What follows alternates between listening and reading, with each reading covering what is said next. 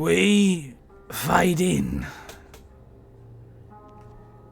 I think that's how this usually goes, is it not? Not usually the voice you hear up top. But then again, reputations are my speciality. 3 faces staring at a screen right now, disparate yet together. Bryan, Jacob, Nina.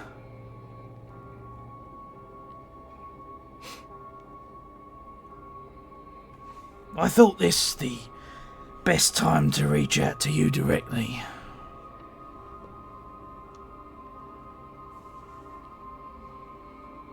Excited to see how this all ends, are we?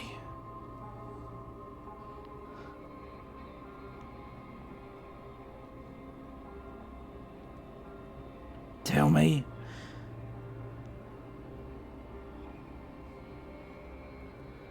What did you see for yourselves? Why don't we go around the room? We'll start with young Bryan, I think. See for yourselves. What do you mean by that? Just... You've pushed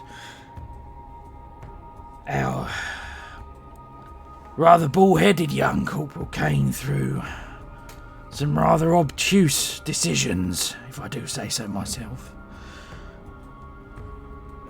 By my count, you're deeper into this than anybody else. So tell me, why couldn't Corporal Kane just look the other way? Because it's not in his nature. Like you said, he's kind of the square peg for the round hole, but he'll just kind of force it in. If there's people that are in trouble, people that he cares about, he will throw everything out the window. He'll set the world on fire in order to make sure that they get out to the other side. How he was created. That's noble enough, or maybe Corporal Kane just can't help himself. Perhaps. Nina. Hello. Perhaps the most recalcitrant of you 3.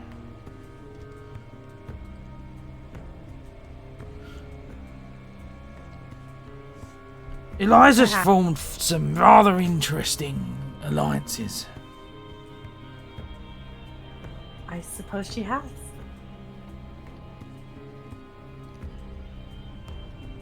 So tell me, and remember that I have my notebook at the ready at all times. How does this end for Eliza?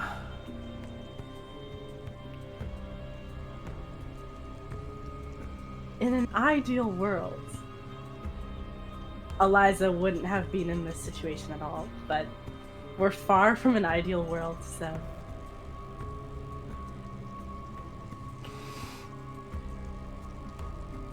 As much as I hate to say it, I'm pretty sure this will end with Eliza's death.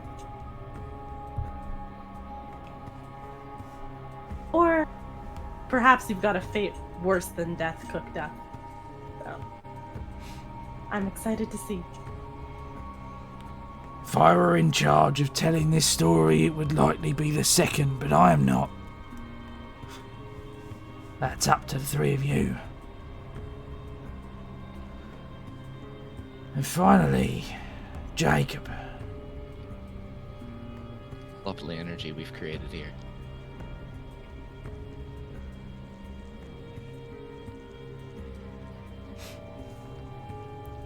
How does this end for Desmond? Well, shit, man. Desmond has, for a bit now, had absolutely nothing left to lose. And the only exceptions to that were the two people next to him, but even given that, so close to the finish line, maybe there are some things he could still lose.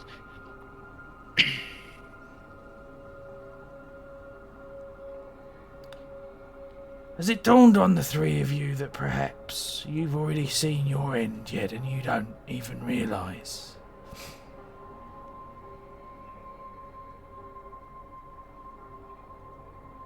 I mean, I guess it's possible. A lot has happened.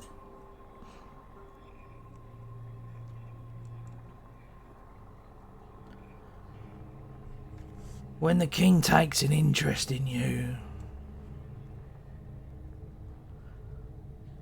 it's never when you think. By the time you realise, he's had his eye on you for a long time. I'm feeling charitable, so before I go and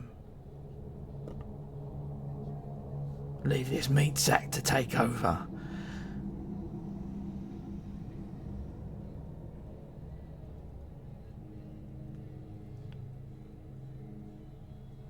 Amanda. Tonight she's the guest of honour.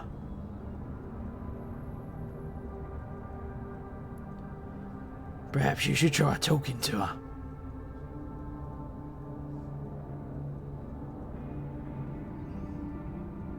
I'll call that my good deed for the day. My part in the play is done. Until the next lot of sad sacks roll through here, and I get to do this all over again. Perhaps next time it'll be a massacre at a fairground, or firebomb a nursery. Something really fucked up. Until then, enjoy the final act.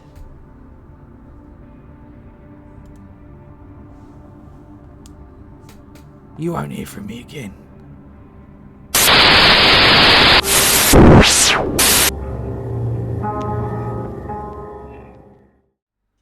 We fade in on a party. Not just any party, but a party at the end of the world. Not in that fun Douglas Adams way either. Desmond, Eliza, Kane. As you approach the palace on the shore of the lake, the setting for the band play that bears the king's name, where the King in Yellow makes his eternal appearance, you get that itch at the back of your teeth.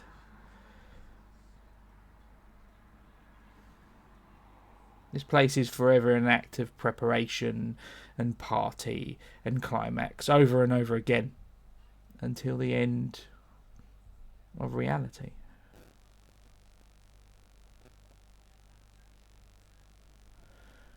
As you approach, you see a queue, line to get in. The men at the front checking the invitations of those. At the very back of the queue, two rather portly gentlemen. One dressed in a ridiculous grey and gold costume with a walrus mask. The other dressed as a troubadour with a small prop lute strung around his neck, and it doesn't take the world's greatest detective to see the jug of wine concealed within. They talk loudly as the three of you approach and join the back of the queue. Mark, do we have actual physical invitations, or Yes. do we just think we have? Okay. You have them, yeah. So, Eliza will take out her invitation, sort of play with it nervously. Kane is just going to straight up grab his invitation and just walk to the front of the line. I'm not waiting. I'm not queuing up. I think that. But Okay. I'm just gonna walk up there, but like, You know what? Desmond will follow Kane. I'm digging it. This guy likes bravado, right? I guess. So be it. If you can't beat him, join him. You ignore the queue and head directly to the front. No one appears to jump out and stop you. The two men gesture and exclaim, but you pay no attention. You arrive at the gate in the masquerade costumes you've picked out for yourselves. The guards search you,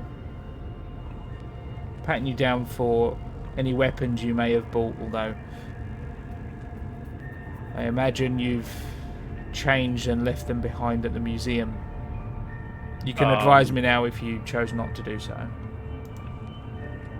I got a think sword we- on my belt. We brought some concealed carry weapons. I have Eliza has a drop piece gun on her. I have a bundle of dynamite. Okay, that's... Wow, okay. You can... So we're Where do you hide that? not Yeah. I'll leave that for your imagination, Desmond. I hope you don't fart. You can make a stealth It's roll all to conceal anything. They I are. absolutely will. They appear to Okay. be searching for weapons and weapons only. I assume my sword... Would they take my sword? This is like a modern war zone. This isn't. You were in one. This is Oh, the right. Palace of Ithil. Right, because fuck us. You know what? I'm sneaking in a sword. Yeehaw. Yeah, I rolled a 6 under 18 on my stealth. Okay. That's really cool, because I rolled a 95. That's Right. also really cool because I rolled a 45 and that is a failure. There's no way to critically fail this. They either find the weapons or they don't. So, they all find the but weapon. presumably the bundle of dynamite that Corporal Kane is trying to smuggle in is found. It was a diversion all along. I kind of stuck it I unbundled it and kind of furled it like around the cummerbund and Okay. whatnot, like inside of the cummerbund piece. But like I had it slightly lower towards my groin area, so when they started patting me down, I was like, "Hey, watch where you're grabbing there, handsome." The guard doesn't pay no mind. Something whispers at the back of your mind. He pays no mind because he doesn't have a speaking part. You pass by the checkpoint and across a large courtyard to the entrance of the palace. Those of you that look back note the line of would-be partygoers appears to be exactly the same length as when you arrived. Turn to look towards Eliza. And you wanted to wait in line? You're right, I guess we have to make the play interesting. We're the main characters of the play. Start acting like it. right, all right. As you approach the palace entrance in the courtyard, you can feel the end is near onset.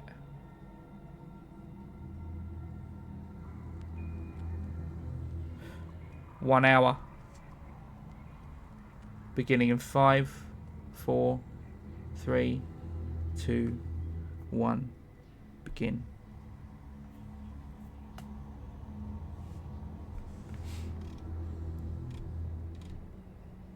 You Okay. enter. Huge, baroque and pristine ballroom. It's impossible to determine how many people are in it, but it's filled to near capacity. Finding that bitch Amanda would be optimal. I got a fucking piece of my mind I'd like to give her. But And you think she's here? She why would must she be, not right? be? You're right. You can scan the room to see if there's anybody you recognise, Amanda in particular. Yeah, either that or anybody with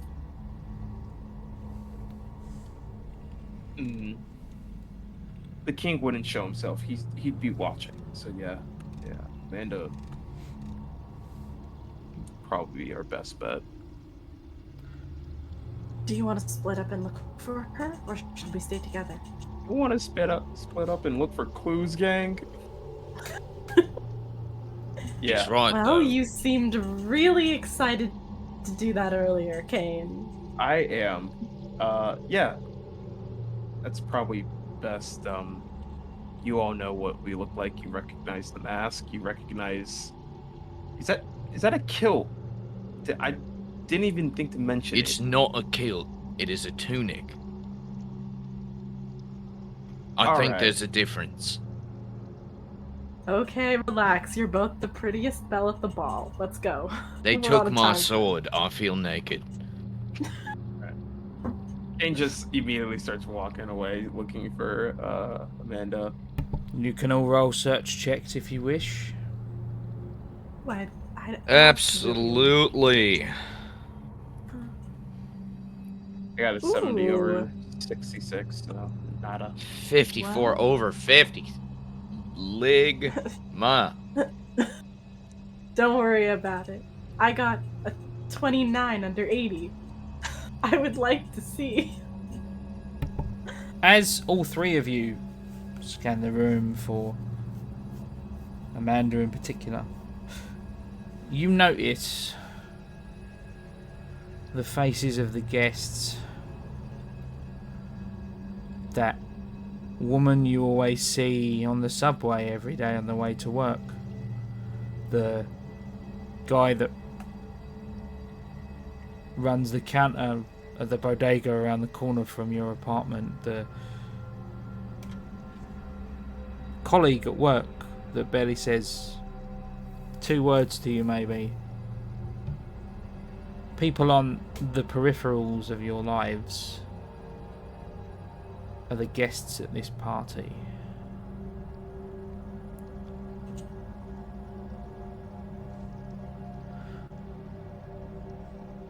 Eliza, you spot off in the corner of the room, and as Eliza does, Desmond, Corporal Kane, you all notice an oversized figure with a plain white face clad in gold and silver scalloped cloth in the shadowed areas of the room, keeping an eye on his party before his great appearance. You all get this gut feeling of dread, of knowing that approaching him directly is a mistake. Even look at him for more than an instant and You feel pain. Physical, mental, emotional pain. You'll make a sanity check for me, please. Of course. 8 success for me. That's a little failure for me, Mark. It's a big It's a little failure bit of for me, failure. Mark. Okay. It's a little bit of failure. Corporal Kane, you lose a single point of sanity. On my level, bitches. I rolled a 97. That's a critical fail. Okay. So yours is Yeah, it might be. is a full 6. Son of a fuck. Kane, I'm sorry about our relationship. Eliza, you only lose 1. You were lucky with the dice roll. Have you Sorry. just struck off your Reaction bond? trigger? Yeah, have you just struck off your bond with Kane? -6. Yeah, it's down to 7. Okay. But it's not gone. No. Okay. Yeah, unless you say it should be. No, that's fine. And no trigger. Carcosa works differently. The things here that eat at reality and the things here that absorb everything fill the space in your mind where your center used to be. You're not unbalanced. The contents are simply changed. We'll move over now, first of all, to Desmond. As you cast your eyes around the room, you're drawn to... It's an old, plain woman in black sitting on a divan near the entrance. In a roundabout way, reminds you of your wife. Not directly, not in the way that people in here are reminding you of the bit players in your life. Just with the way that she carries herself, the air of wisdom. You see her flanked by a crowd and attended by a blank-faced... You guess from the body language it's a relation, maybe a son or a nephew. And she is carefully revealing card after card in some sort of tarot. She's reading for all comers. And her eyes meet yours. She gestures you over. Desmond, invisibly behind the mask, scowls and feels a bit of trepidation at this, but on the outside he walks forward towards this new figure. Hello. Sorry for intruding, but something over here seemed interesting. Yes, come. See the cards.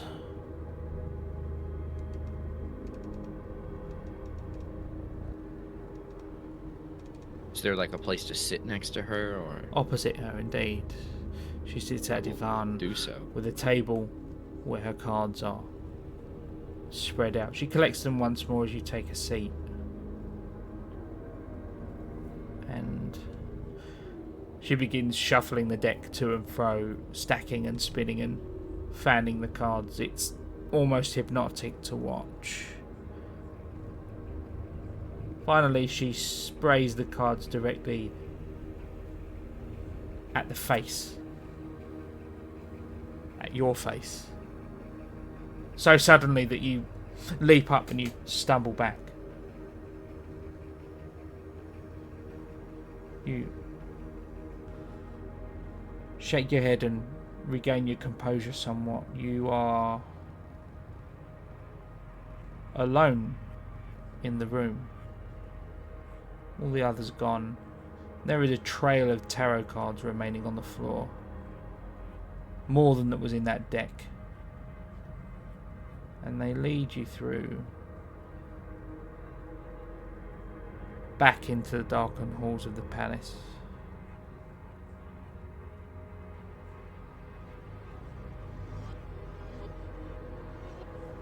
Here, in the immediate area around me, is there anything that Desmond could brandish as a weapon, given that there's no longer anyone to stop him from doing so? Oh, you could break a table leg off without any problem, and I'd say you'd use it as a club if you wish. That's exactly what I was thinking. I'm gonna snap the table that the cards are being played on. Some of them, I assume, sort of sprawl to the floor. Mm-hmm. You do so and follow the tarot cards, I'll assume. Seems like I've got to finish my scene. You follow them through a small uneven door embedded in the wall. You find an opening to a somewhat dirty and dark underground space.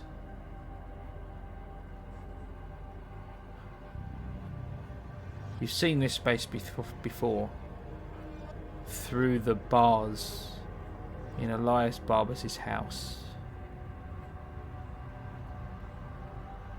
In the room, the table again.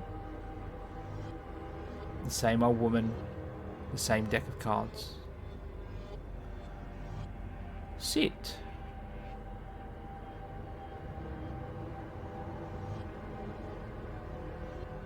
Desmond will walk forward slowly, his rather ridiculous-looking boots now clacking loudly across the silent library, and he's just gonna hold on to this table leg and almost like set it across his lap, like it's an important item he's been carrying with him forever.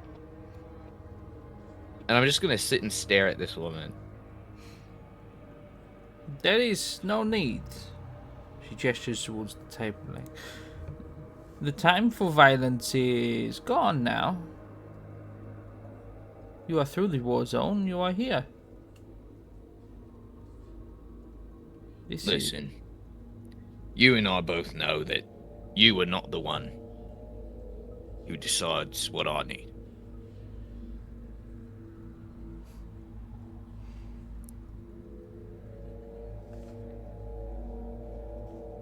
So, just tell me what we're doing with these cards. 'Cause I don't know jack shit about tarot. Tarot is usually used to predict the fortunes.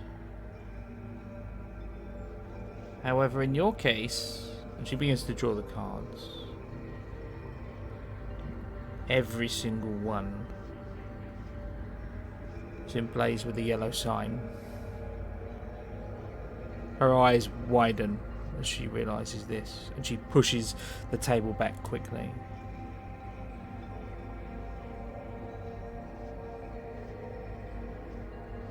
A fiction.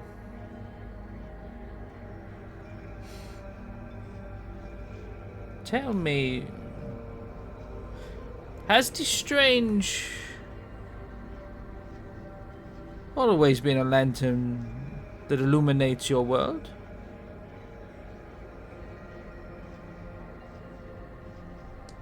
Fine. Sure. Pretty much since I was a little boy. I looked for things in the woods.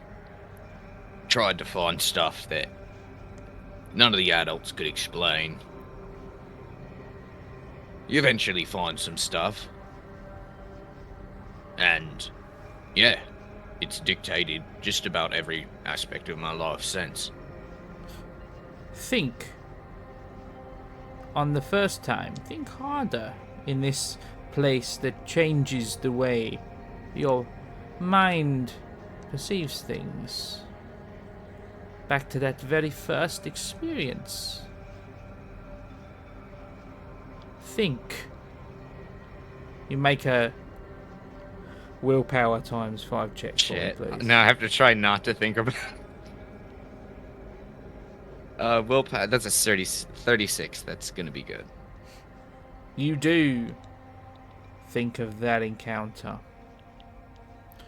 with the creature in folklore referred to as Bigfoot, the thing that turned Delta Green onto you in the first place, but you stop. Because in this place, in the Palace of Ithil, in the lost country of Carcosa, you realise that's not what happened at all.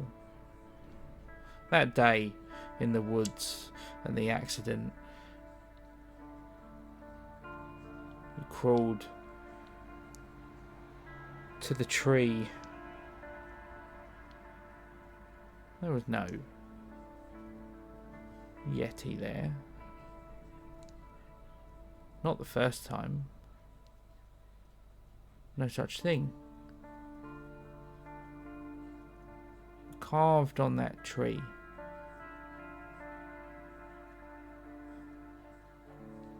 his marker. That same yellow sign you've been seeing for the past 20 years. And it crashes together in your mind like a kaleidoscope of truth. Everything that Stephen told you about the nature of the king and fiction, demons not being real until someone infected with the king's grip willed it so.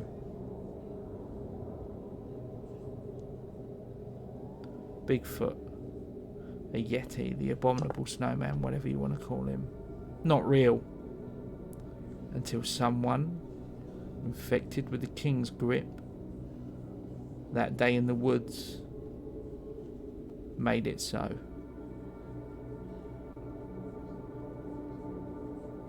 Can you make a sanity check for me as you realise this has been haunting you a lot longer than 1995?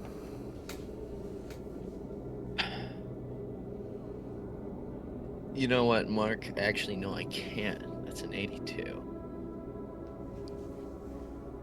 It's going to be a big hit. Have I succeeded yet today? You lose 10 points of sanity. Oh wow. I'm assuming anything I can't. When I divert onto a bond, anything that exceeds carries over. Yep, that's correct. And there goes Corporal Kane. For real. You said 10? I did. Okay.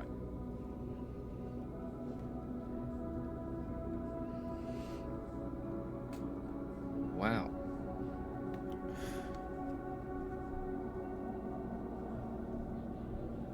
And you turn and head back out. The party once again in full swing. The air. You realise for a second you'd stop breathing and you taking a lungful of air. Reflexively swipe a champagne flute from a passing waiter and just throw the champagne down your throat.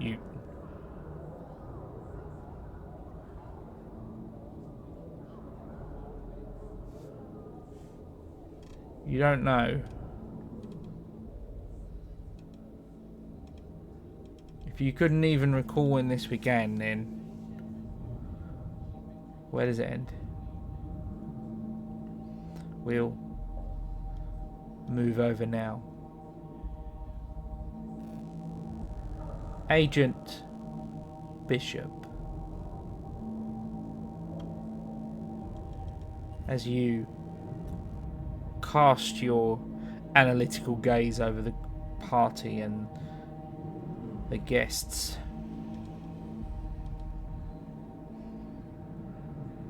You see a tall, thin, middle-aged man in an old-looking suit, and he's wearing the mask of a mechanical raven, and actually the beaks move and the clockworks turn. The level of clockwork in the mask itself, given your encounters, it just puts you ill at ease a little bit. The man turns. He's improbably carrying an old portable Remington typewriter.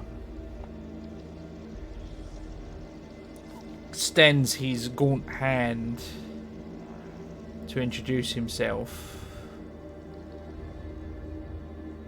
Yes, Linz is the name. I'm a scribbler by trade. Nice to meet you. That's a very impressive mask. Yes, that Ambrose chap. Rather good with all these creations. You can smell the gin on his breath as he speaks to you. I have to say, the breadth of the art at this party is... It does make one consider one's own output. I have to confess I'm rather out of ideas. I'm on the skids, as they say. I see. And you're a playwright, I'd assume. Yeah, I am, and you strike me as someone who has an interest in the arts to a certain degree. Oh yes, you could say I studied it once. Well, I mean, I've led a varied life.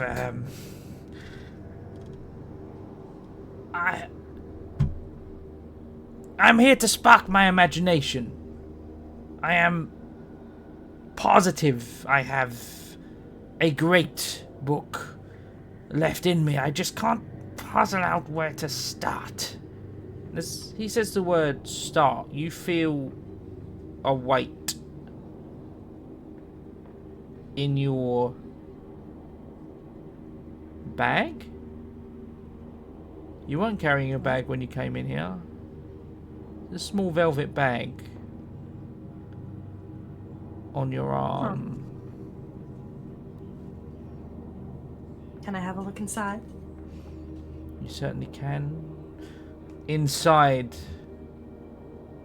is a bottle belonging to one Mr. J.C. Linz.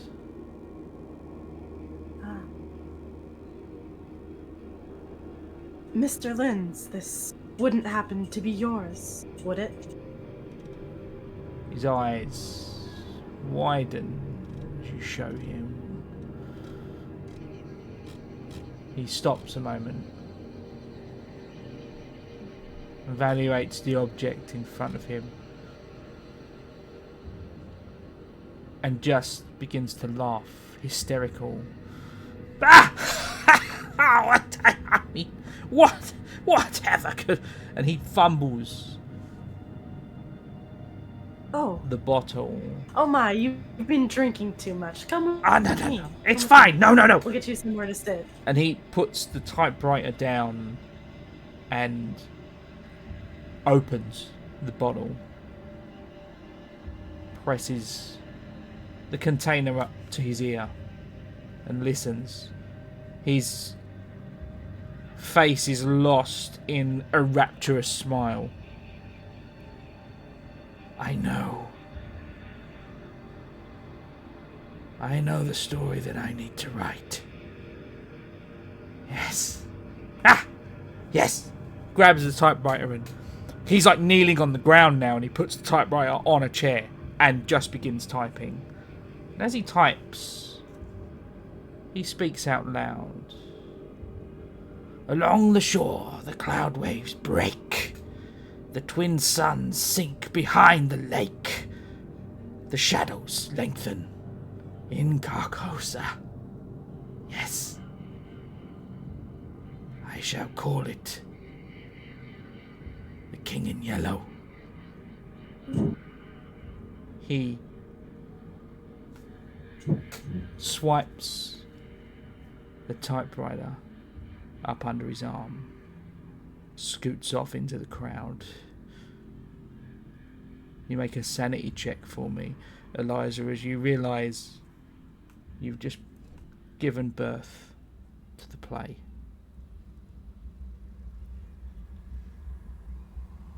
Hey. We're not doing great on sanity today, I'll tell you that much. That was a failure, Mark.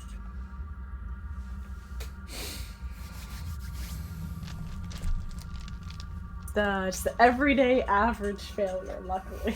Not a critical one, but You really didn't I want a doubt that'll critical matter failure on now that this. oh, I'm sure I didn't. You lose 9 points of sanity. Ouch. Well, the bond with my boss is broken. Not that I was ever gonna see her again. And the bond with my son is really starting to suffer.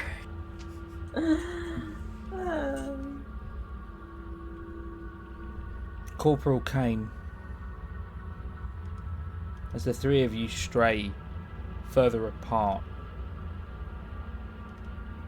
lost in the final act of this play, this grand,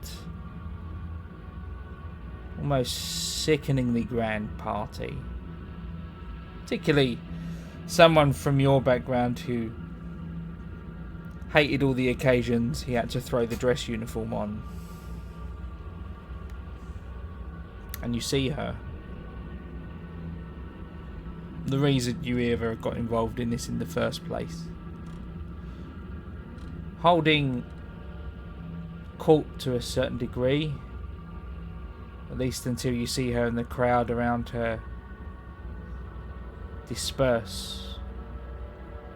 Amanda Wright, resplendent in a blue ball gown with a blue mechanical half mask shaped like the face of a cat. She stands at the base of the royal bier, the area reserved for Carcosa's royal family. She's dourly watching the crowd, and she sees you. Her face lights up with that recognition, and she runs to you before you could even stop yourself, stop her. She throws her arms around you in a huge hug. Oh, Amanda, darling, how are you? She pulls back and she's a little taken aback at the tone of your voice. You see that on her face straight away.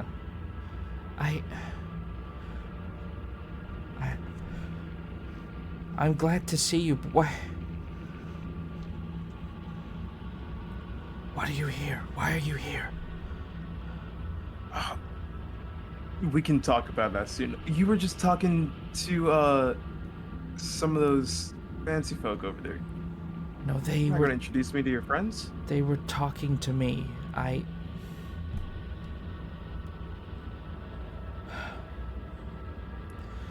You have to leave before the king comes. Oh, I'm planning on meeting him personally. No. He and I have had a long relationship. I think it's prime time for him and I to meet. No, you don't understand. You don't meet the king.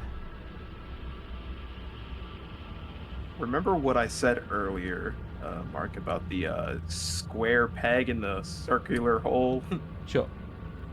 I'm going to grab Amanda's arm very like harshly and just like immediately start walking over to the royal family of Carcosos.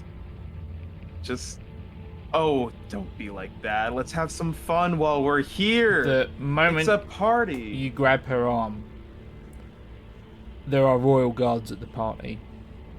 All of them carry halberds, they have firearms on their hips, and around 12 of them surround you almost immediately, grab Amanda and remove her from your grasp. Oh, what's the big idea? It's a long for I was just trying to get her to show me her new friends. She glares at you now. For once in your life, Kane, don't be so fucking bullheaded. Leave while you can.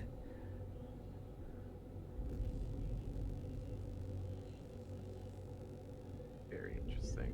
Very, very interesting. And they Well, drag her away.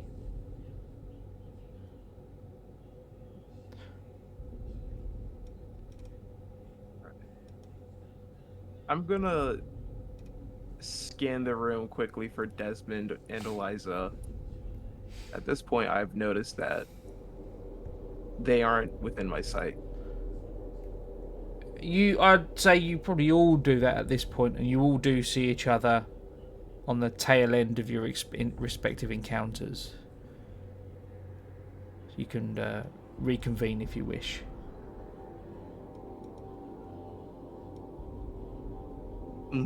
Do I want to Well- though? Do I want to reconvene though? Well,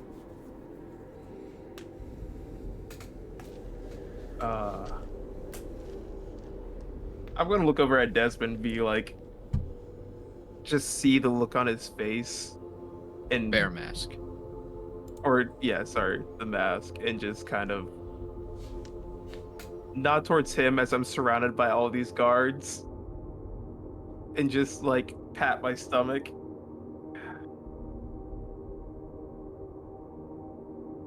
Desmond starts sweating on the outside of the mask, and then turns to go find Eliza. Eliza, seeing that Kane has already pissed off everyone in the building. We haven't even been here 15 minutes. This is why we can't have nice things. Actually, She's according going to the timer, we've been here for to- 33 minutes. Oh, well, we've only been here 33 minutes. She's going to head over to where Kane is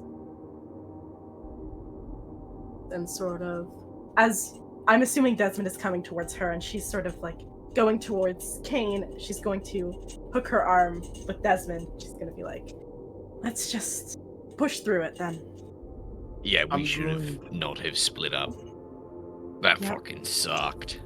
I'm going to, Yep. as non-threateningly as possible, try to walk up to one of the guards and be like, since the party's been ruined for me, does anybody have a cigarette and a lighter, for the love of God?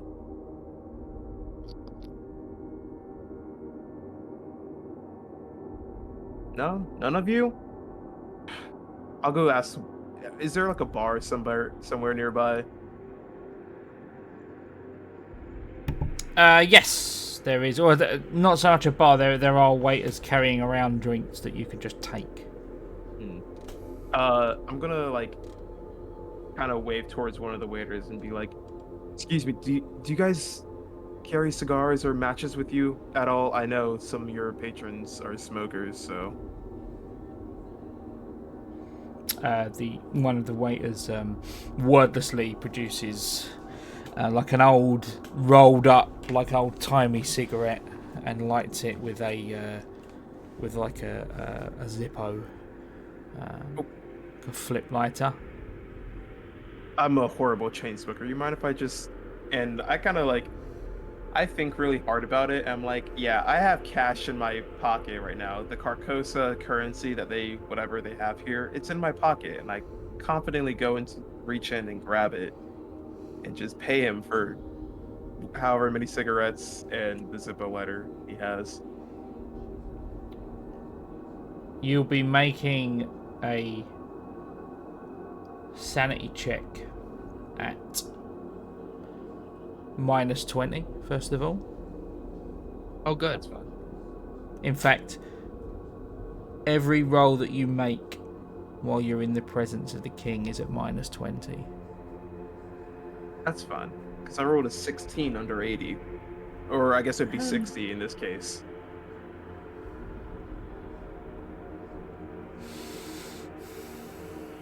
You know what the great thing about being so bullheaded is that your willpower is just absolutely fucking astonishing. You reach into your pocket looking for the lighter.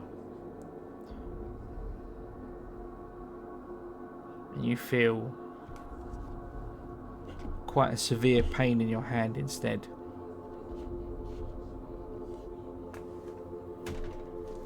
Just a moment. You fool. You flew too close to the sun. Icarus, no.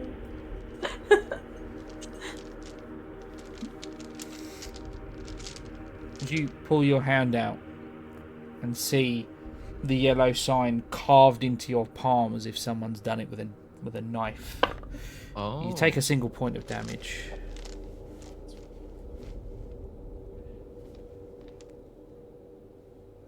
Is Kane still surrounded by the guards? No, they surrounded the both of them and took Amanda away. Ah, right.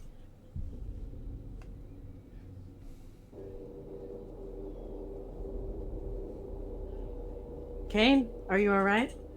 Oh, do I still have the lighter mark and the cigarettes? There was never a lighter.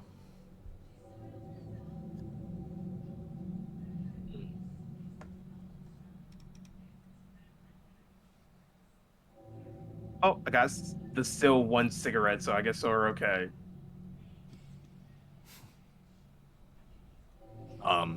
So Kate what just did takes Amanda say? Some very boring things like you should leave and run away, and boring things like that before the king arrives. But that's no fun. He's already here. We've made this trip all the way to God knows fucking where, only to have this fucking asshole tell us that have a little miss fucking runaway tell me we should go. And after That's you no came fun. all this way to find her. I The know. audacity. I was expecting this party to be the bomb. I was so excited. I thought this place was about to, go up in like flames. We were about to blow the roof off this place, I thought. Real subtle. A master of wordplay.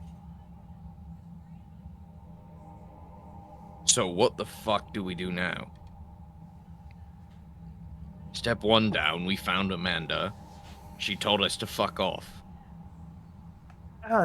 She didn't tell us to fuck off. She seemed more concerned. Question is why? She led us all the way on this wild fucking goose chase. And it led us here. And for what? What's the big reveal? What's the final act?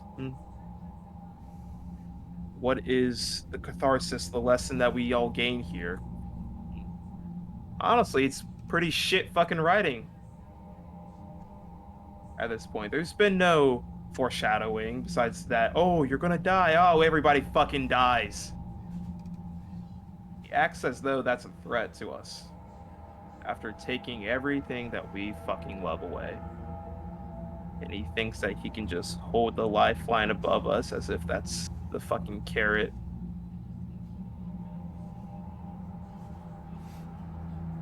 Roll an alertness check for me, Corporal Kane. Oh, happily. I met it. Oh wait, it's a -20, right? Yeah. Oh, damn, never mind then. What did you roll?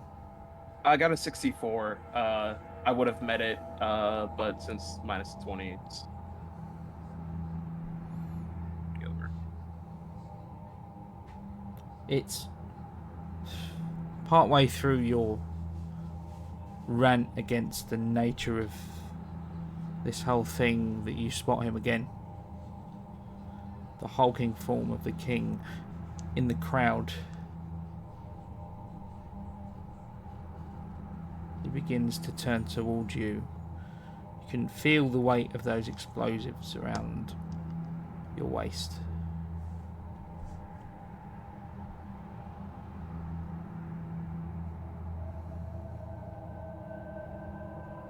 I like stuntly like turn directly at him. It just like I'm just staring him down.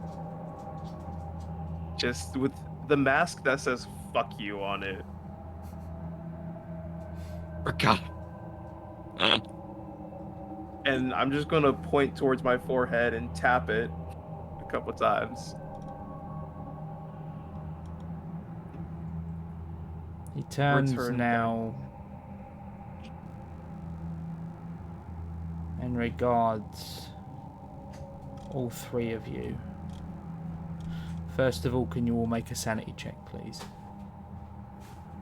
Is this at minus 20 as well? Yes. Alright.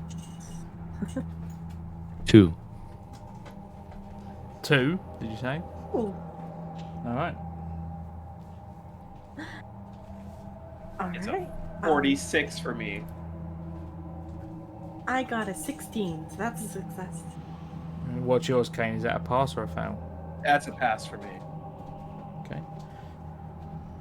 You all lose 7 points of sanity. My boy! And Well, bond with my son is gone. And that's the breaking point. I'm gonna push some of that off towards Thomas Wright, okay. my last remaining bond.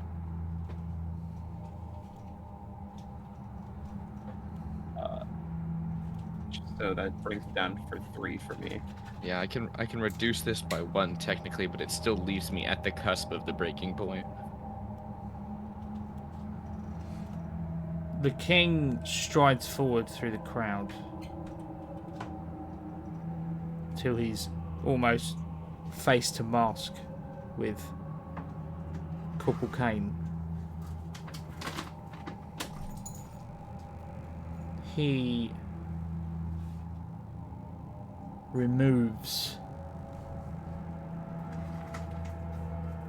as he draws in closer and the robes come up on either side. Eliza, Desmond, your vision blocked. Kane and the king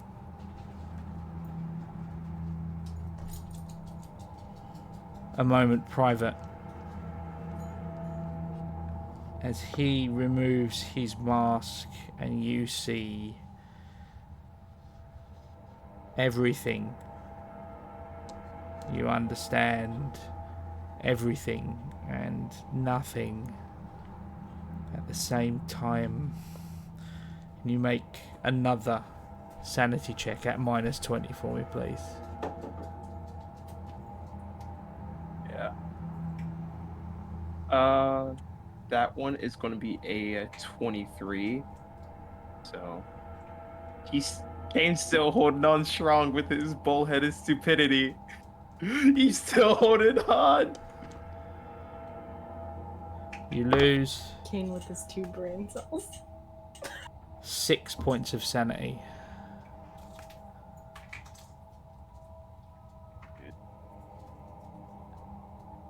As the king places his mask Down to the cusp. over your face and with a swirl of his cloak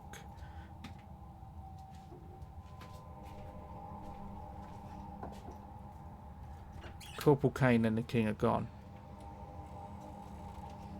If you'd like to mute your microphone there, please, Bryan.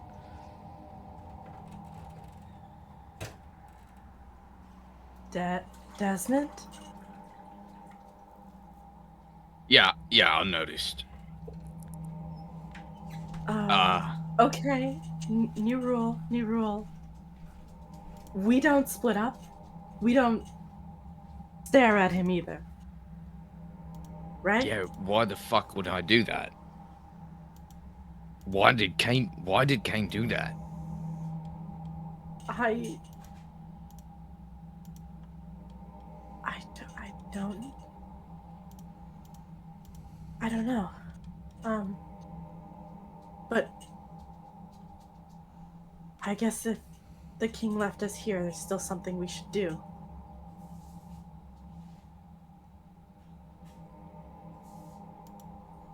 Sure. The only thing I can think of right now is that the only way out is through, and reality Yeah. doesn't mean jack shit here. So why don't we just link arms and focus on getting through this and see where the fuck we end up? That's a good idea. Eliza holds out her arm. Desmond takes it and begins walking somewhere. You reach for Eliza's hand, but you do not find it.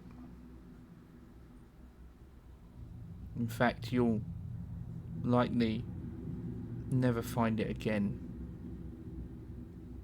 as you both turn to your respective left and right, and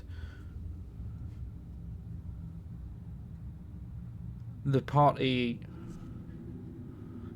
goers between you, you're lost.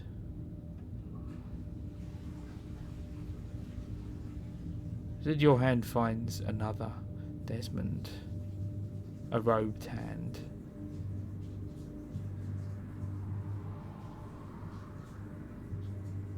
And he leads you through.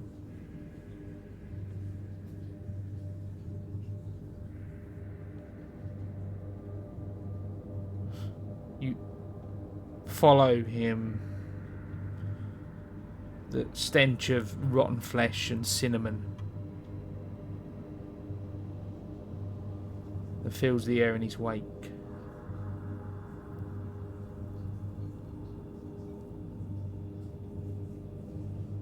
And the cloak is all you can see for a moment, and you're engulfed. You suddenly realise you're not in the palace at all, but on a stage, performing a play for a silent, earnest audience. Make a sanity check for me, please, Desmond. Sure thing.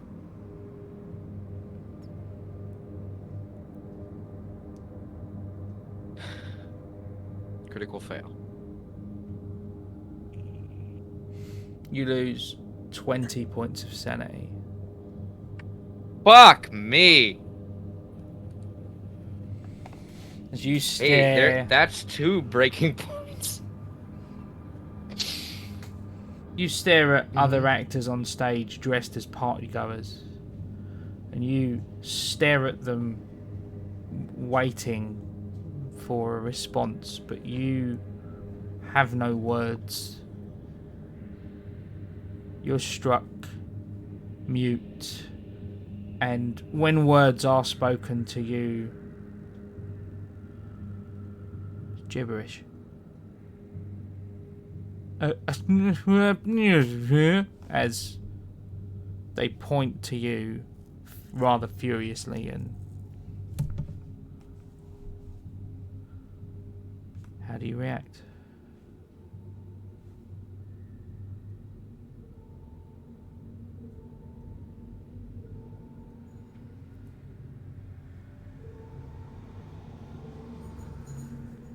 Desmond, his instinctual reaction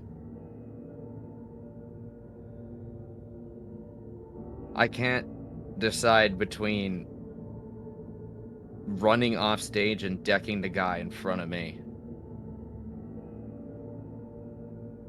Punch the one you're not supposed to. That's an interesting prompt. But I think Desmond immediately just tries to bolt. Doesn't say a damn thing, doesn't make a noise, just starts running. Any direction, it does not matter. The most obvious way out is straight forward and off the edge of the stage, and you sprint through the crowd. The double doors at the back of the theatre, you burst open onto a familiar street. Times Square in New York City. You look around, you spot the vehicles on the road. The 50s, maybe? You make a sanity check for me, please. Is the sanity check on a penalty? No. Okay, so that's a success. You just lose a single point then as you realise this isn't the New York City that you left when you entered the Hotel Broad Albion. You turn the theatre marquee. Nonsense. Reads SPROELMSZPO. And you look as you panic, almost in a panic, stumble through the Times Square crowd, and you look at newspaper stands and the words on the billboards. None of them make any sense. You can't speak. In here, you're coherent in your mind, but it's like being trapped. You can't express anything. The world makes no sense to you anymore. A psychologist might argue it hasn't made sense to Desmond since he was forced to pull the trigger. Cruel irony, maybe. You spend the better part of the day running around almost in blind panic, till eventually a van pulls up. Small white van. Men in orderly uniforms subdue you and put you in the back. The drive isn't long. You have some time to think. Cannot act. And you are laid down in the stretcher. The kindly looking intake nurse. She's filling out some paperwork as the sedative begins to kick in. You hear her speak. Oh, there's no name for you, dear. I'll put you down as Sunshine. Isn't that nice? So your consciousness fades to black. Can you please mute your microphone?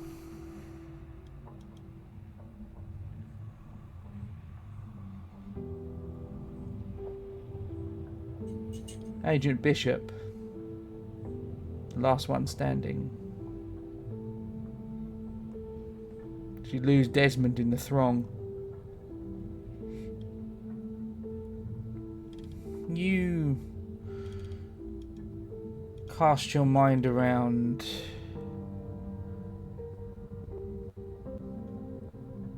to JC Lynn's and the bottle, and you see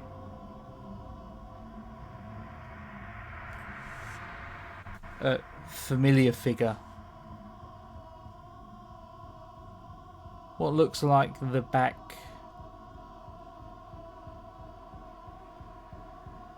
of Stephen Alls's head.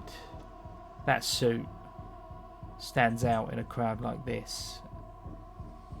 As he makes a furtive glance back at you and darts through a side door, leaving the door open. Oh, I'm absolutely gonna follow. Eliza darts after him. We'll see who the more agile one is. You dash through. The dread feeling that you had when you entered the ballroom begins to fade.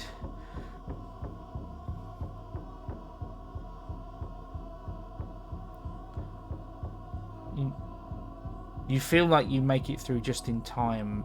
It's a strange feeling, but as if jumping through a door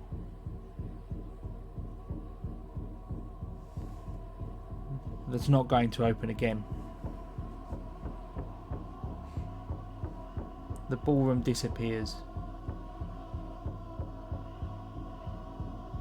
You are in a long, bland-looking hallway. To your right, a smiling Stephen Allsis. And to your left,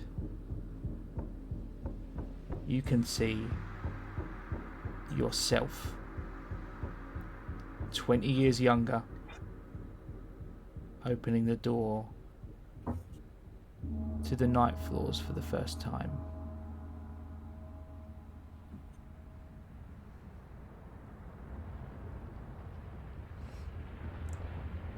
The beginning, and now here the end. It looks like we're meeting again in the final act.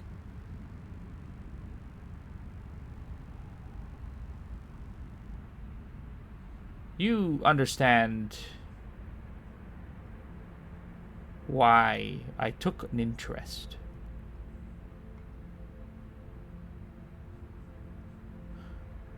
I suppose I do. He reaches across and slips a hand around your waist and leans in to kiss you.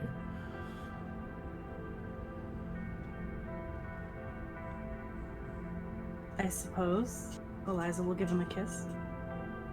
You close your eyes and reciprocate, and when they open, you're wearing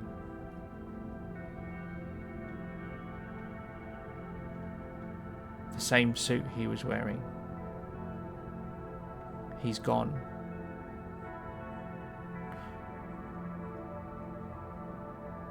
In your pocket, the inside pocket of the suit, is a weight of keys.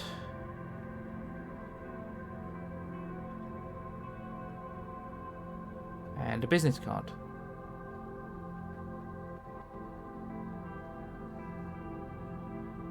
Simply reads,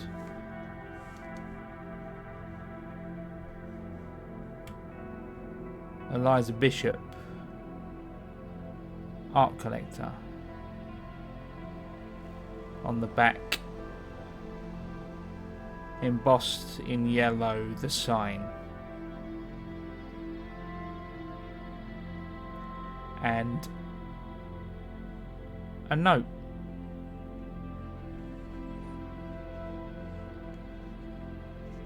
The part's yours now, kid. Make me proud. Signed S.A.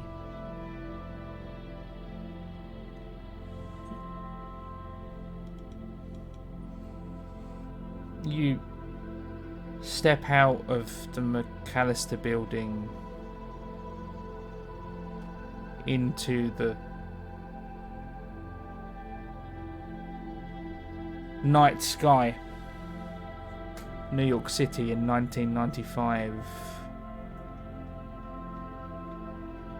with the power of reality at your fingertips, as well as the knowledge of a few Super Bowl wins, should you choose.